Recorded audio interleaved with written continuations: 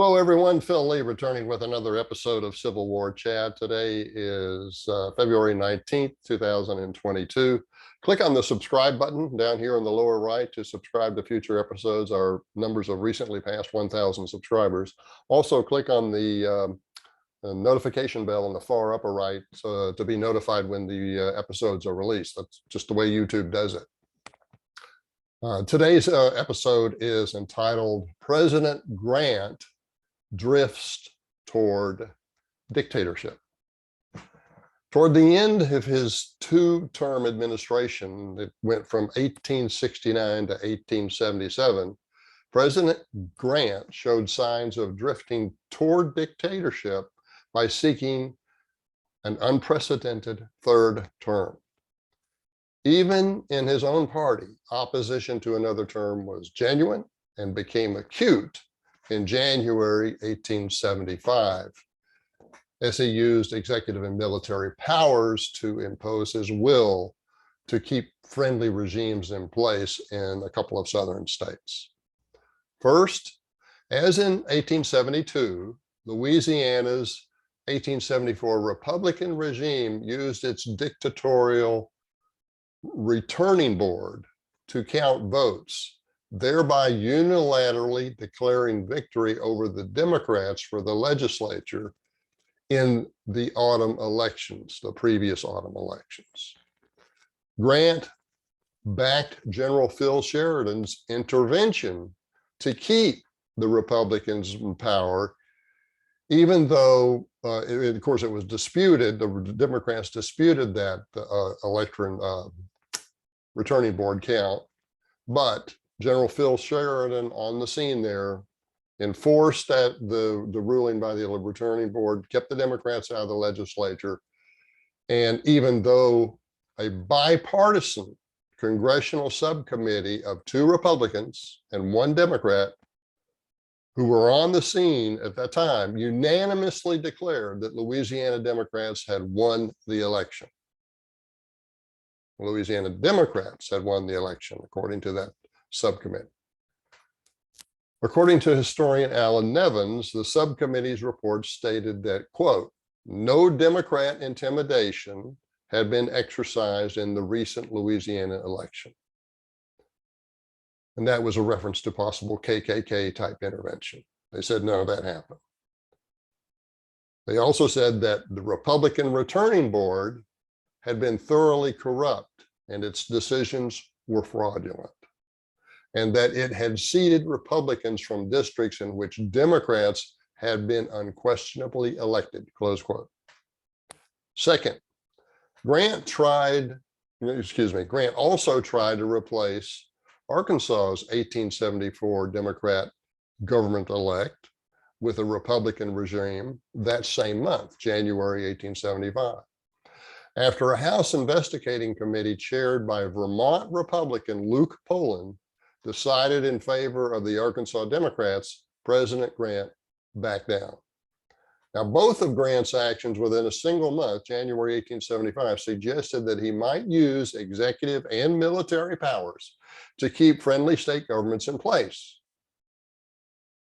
Even many Northerners considered that he might be trying for a third term as a path toward dictatorship, because, as noted, a third term at that time was unprecedented. Newspapers and politicians of both parties across the North firmly objected.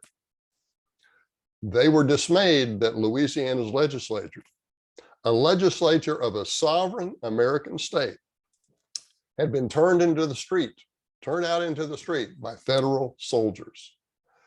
Delaware Senator Thomas Bayard remarked, quote, it is Louisiana today. It might be New York tomorrow. It may be Massachusetts on the following day, and it may be the Congress of the United States on the 4th of March next. And that was an allusion to the next presidential inauguration day. So he was alluding to the fact that, or to the opinion that this kind of activity might actually cause Grant to usurp the federal government as well and become a dictator. Okay, close quote. Republican Congressman and future President James A. Garfield reacted to this by stating, that the events created, quote, the darkest day for the Republican Party and its hopes that I have seen since the Civil War. Although Grant had earlier perfunctorily dismissed a third term, many doubted his sincerity. Historian Nevins wrote that Grant had, quote, a tendency to look upon the presidency as a reward, not a responsibility, close quote. And there are plenty instances of Grant taking valuable gifts from prominent businessmen, wealthy businessmen, many instances of that. Finally, under party pressure, Grant publicly announced in June 1875 that he would not seek a third term. A Democrat congressman, prior to that announcement, a Democratic congressman had earlier introduced an amendment in the final session of the 43rd Congress, which ended, I think, in March 1875. Then this was during Grant's presidency. And this congressman introduced an amendment that would limit all presidencies to a single term. Although it failed to win the required 2/3 majority that an amendment would need, over 1/4 of the Republicans joined in to support the Democrats. When an Illinois Democrat congressman offered a House resolution in the next Congress, the 44th Congress, still Grant president, upholding 2 presidential terms as the norm or the normal limit, over 80% of House Republicans voted yay. Finally, when Grant returned from his post, when Grant returned from his post-presidential world tour in December 1879, he was met in San Francisco by leading Republicans that came all the way from Washington, who had organized a third campaign to win him the presidency in 1880. According to Grant's ex-presidential aide, Adam Badeau, Grant had become, quote, extremely anxious to receive the 1880 nomination, close quote, and did not think there was any chance of failure. Okay, so let me share something here.